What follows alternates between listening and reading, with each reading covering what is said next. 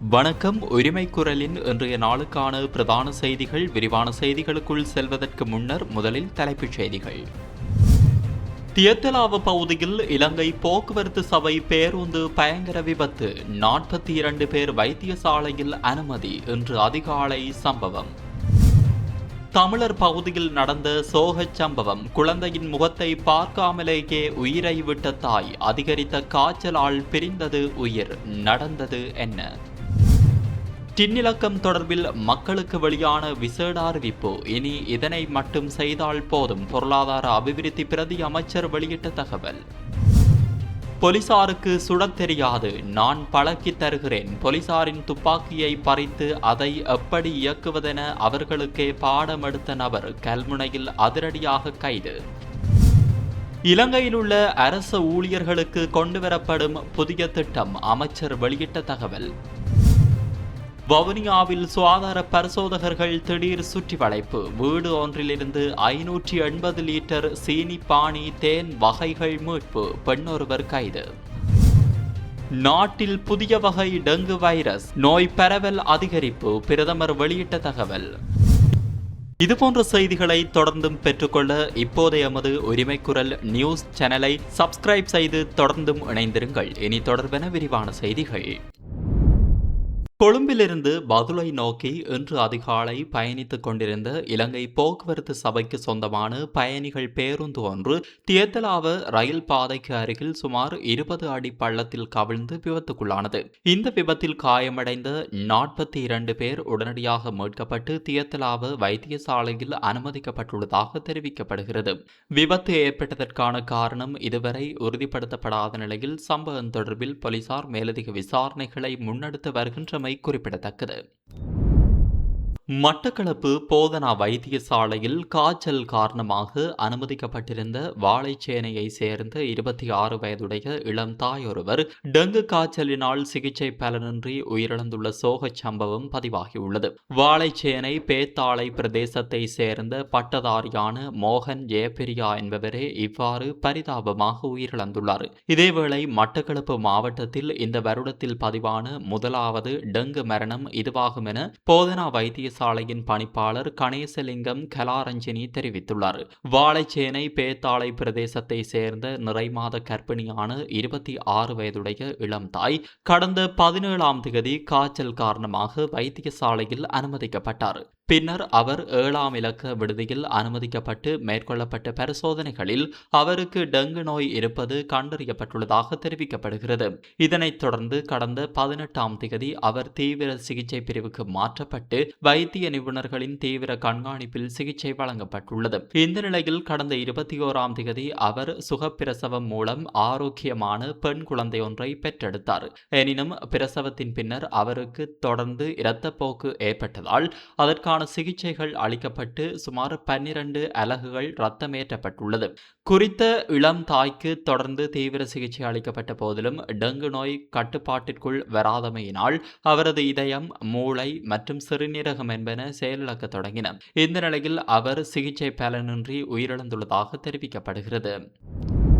இலங்கை உள்நாட்டு இறைவரி திணைக்களத்தின் இணையதளத்திற்கு சென்று அடையாள அட்டை எண்ணை உள்ளிடுவதன் மூலம் வரி செலுத்துவோர் அடையாள எண் உள்ளதா என்பதை சரிபார்க்கலாம் என பொருளாதார அபிவிருத்தி பிரதி அமைச்சர் நிஷாந்த ஜெயவீர தெரிவித்துள்ளார். இது தொடர்பில் அவர் மேலும் தெரிவிக்கையில், இதுவரை 12 மில்லியனுக்கும் அதிகமான மக்களுக்கு வரி செலுத்துவோர் அடையாள எண் வழங்கப்பட்டுள்ளதாக தெரிவித்துள்ளார். சுமார் 5 மில்லியன் மக்கள் வரி செலுத்துவோர் அடையாள எண்ணை பெறுவதற்காக தற்போதும் காத்திருக்கின்றனர்.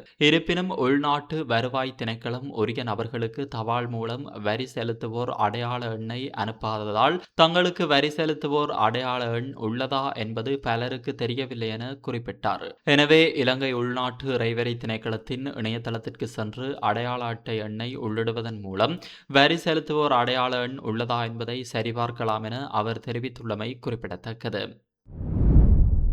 தேசிய புலனாய்வு சேவையின் முன்னாள் பணிப்பாளரும் ஓய்வு பெற்ற மேஜர் ஜெனரலுமான சுரேஷ் சலே மாரடைப்பு காரணமாக கொழும்பு தேசிய மருத்துவமனையில் இதயவியல் பிரிவில் சிறப்பு மருத்துவ கண்காணிப்பின் கீழ் சிகிச்சை பெற்று வருவதாக கூறப்படுகிறது.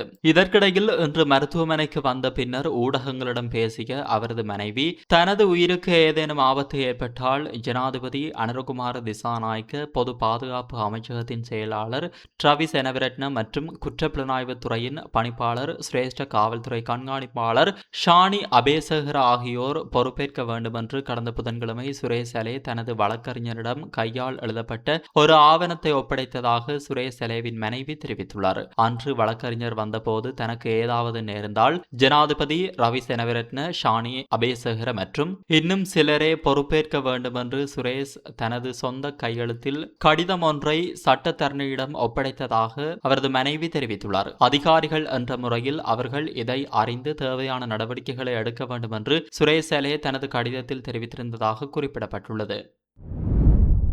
போலீசாரின் கடமைக்கு இடையூறு செய்து துப்பாக்கியை பறிக்க முயன்ற சந்தேக நபர் தொடர்பில் மேலதிக விசாரணை பல்வேறு மட்டங்களில் மேற்கொள்ளப்பட்டு வருவதாக தெரிவிக்கப்படுகிறது. இந்த சம்பவமானது அம்பாறை மாவட்டம் கல்முனை தலைமையக போலீஸ் பிரிவுக்குட்பட்ட திரவந்தியமேடு எனும் பகுதியில் இடம்பெற்றுள்ளது. 119 இலக்கத்திற்கு கிடைக்கப்பெற்ற முறைப்பாட்டிற்கு அமைய கல்முனை தலைமையக போலீஸ் நிலையத்தில் இருந்து சார்ஜென்ட் தர அதிகாரி உட்பட கான்ஸ்டபிள் ஒருவரும் மோட்டார் சைக்கிளில் சம்பவ இடத்திற்கு சென்று விசாரணைகளை மேற்கொண்டிருந்தனர். இதன்போது பிரதான சந்தேக நபர் போலீசாரை அச்சுறுத்தி அவர்களை காயப்படுத்தியதுடன் துப்பாக்கியையும் கடமை நேரத்தில் பறிக்க முற்பட்டிருந்ததாக கூறப்படுகிறது. இதன்போது அவ்விடத்திற்கு மேலதிக போலீசார் வரவழைக்கப்பட்டு சந்தேக நபர் பறித்த துப்பாக்கி மீட்கப்பட்டதுடன் காயமடைந்த போலீசார் கல்முனை பகுதியில் உள்ள வைத்தியசாலையில் அனுமதிக்கப்பட்டமை குறிப்பிடத்தக்கது. சந்தேக நபரிடம் மேற்கொள்ளப்பட்ட ஆரம்பகட்ட விசாரணையின் போது 2000ஆம் ஆண்டு தான் தமிழர்களின் முக்கிய அமைப்பொன்றில் இணைந்து கொண்டதாகவும் 2004ஆம் ஆண்டு அவ்வமைப்பில் ஏற்பட்ட பிளவு காரணமாக அவ்வமைப்பில் இருந்து விலகி வந்ததாக குறிப்பிட்டதாக தெரிவித்துள்ளார். சம்பவ தினத்தின் போது குடிபோதையில் இருந்த சந்தேக நபர் போலீசாரின் துப்பாக்கியை பறித்து அதை லோட் செய்து துப்பாக்கியை எப்படி இயக்குவது என்று பாடம் எடுத்ததுடன் உங்களுக்கு யார் பயிற்சி தந்தார்கள் என ஏளனத்துடன் போலீசாரை வினவியதாக விசாரணையின் மூலம் தெரிவிக்கப்பட்டுள்ளமை குறிப்பிடத்தக்கது. இலங்கையில் உள்ள அரச ஊழியர்களுக்கு தவணை முறையில் பணம் செலுத்தும் அடிப்படையில் 20 கிலோகிராம் அரிசியினை வழங்க தீர்மானித்துள்ளதாக வர்த்தக, வாணிப, உணவு பாதுகாப்பு மற்றும் கூட்டுறவு அபிவிருத்தி அமைச்சர் வசந்த சமரசிங்க தெரிவித்துள்ளார். இதேவேளை குறித்த இந்த திட்டத்தின் கீழ் அரச ஊழியர்களுக்கு பச்சை அரிசி மற்றும் நாட்டரிசி ஆகிய அரிசி வகைகளை வழங்க தீர்மானித்துள்ளதாக அவர் தெரிவித்துள்ளார். இதுகுறித்து அவர் மேலும் கூறுகையில், விவசாய அமைச்சினூடாக அரச ஊழியர்களுக்கு சலுகை விலையில் 20 கிலோகிராம் அரிசியினை வழங்குவதற்கான முன்மொழிவு ஒன்று கிடைத்துள்ளதாக தெரிவித்துள்ளார். அதற்கமைய 10 கிலோகிராம் வீதம் கொண்ட 2 அரிசி பொதிகள் தவணை முறையில் பணம் செலுத்தும் அடிப்படையில் வழங்கப்பட உள்ளன. இதேவேளை இதற்காக வவுச்சர் ஒன்று வழங்கப்படும் என்பதுடன் அதனை பயன்படுத்தி சதோச அல்லது கூட்டுறவு விற்பனை நிலையங்களூடாக இந்த அரிசியை பெற்றுக்கொள்ள முடியும் என்று அவர் தெரிவித்துள்ளமை குறிப்பிடத்தக்கது. அரசாங்கத்தினால் கொள்வனவு செய்யப்படும் நெல்லை அரிசியாக மாற்றி விநியோகிப்பதற்கே இந்த திட்டம் வகுக்கப்பட்டுள்ளதாகவும் அவர் மேலும் தெரிவித்துள்ளார். வவுனியாவில் வீடு ஒன்றிலிருந்து விற்பனை செய்வதற்காக தயார்படுத்தப்பட்ட 580 லிட்டர் சீனி பானி சுகாதார பரிசோதகர்கள் மேற்கொண்ட சுற்றிவளைப்பின் போது கைப்பற்றப்பட்டதுடன் ஒருவர் கைது செய்யப்பட்டுள்ளதாக சுகாதார பரிசோதகர்கள் தெரிவித்தனர். குறித்த இந்த சம்பவம் தொடர்பில் மேலும் தெரிய வருவதாவது, வவுனியா வேப்பங்குளம் 8ஆம் ஒழுங்கை ஊர்மிளா கோட்டம் பகுதியில் உள்ள வீடு ஒன்றினை வவுனியா பிராந்திய சுகாதார வைத்திய பொறுப்பதிகாரி வைத்தியர் சுரேந்திரன் அவர்களின் ஆலோசனையின் கீழ் சிரேஷ்ட பொது சுகாதார பரிசோதகர் மேஜயா அவர்களின் வழிப்படுத்தலில் நெழுக்குளம் பொது சுகாதார பரிசோதகர் ம ஆண்டன் தலைமையில் பூவரசங்குளம் பொது சுகாதார பரிசோதகர் டிலுக்சன், கூமாங்குளம் பொது சுகாதார பரிசோதகர் பவிந்திரன், சாஸ்திரி கூழாங்குளம் பொது சுகாதார பரிசோதகர் துவாரகன் ஆகியோர் இணைந்து போலீசாரின் உதவியுடன் நேற்றைய தினமிரவு சுற்றி வளைத்து சோதனை நடவடிக்கையை மேற்கொண்டனர். இதன்போது 40 லிட்டர் கொண்ட 7 கலன்களில் நிரப்பப்பட்டிருந்த சீனி பானி மற்றும் பெரல்களில் காய்ச்சப்பட்டிருந்த சீனி பானி என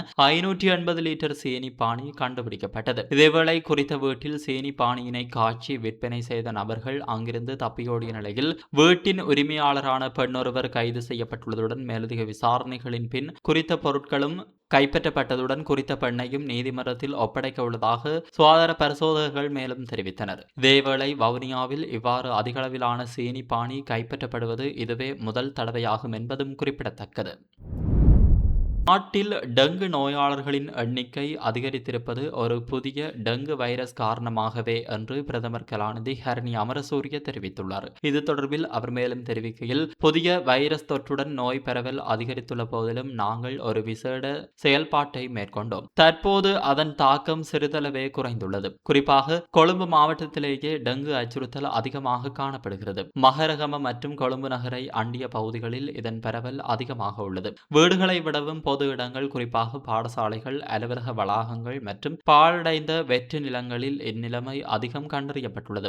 ஆனால் அந்த வெற்று நிலங்களில் ஏதேனும் நடவடிக்கை எடுக்கச் செல்லும் போது அதன் உரிமையாளர்கள் வருகிறார்கள். கட்டுமான பணிகள் ஆரம்பிக்கப்பட்டு பின்னர் பாதியில் நிறுத்தப்பட்டுள்ள இடங்களிலும் டெங்கு பரவக்கூடிய சூழல் அடையாளம் காணப்பட்டுள்ளது. தற்போதைய சூழ்நிலையை கருத்திற்கொண்டு இன்றைய தினமும் நாட்டின் பல பகுதிகளில் டெங்கு ஒழிப்பு நடவடிக்கைகள் முன்னெடுக்கப்பட்டு வருவதுடன் சில அரச நிறுவன வளாகங்களிலும் நுளம்புகள் பெருகும் இடங்கள் கண்டறியப்பட்டுள்ளதாக அவர் தெரிவித்துள்ளமை குறிப்பிடத்தக்கது. இதுவரை பதிவான டெங்கு நோயாளர்களின் எண்ணிக்கை 50,000 தாண்டியுள்ளதாக தேசிய டெங்கு ஒழிப்பு பிரிவின் சமூக வைத்தியர் பிரஷிலா சமரவீர தெரிவித்துள்ளார்.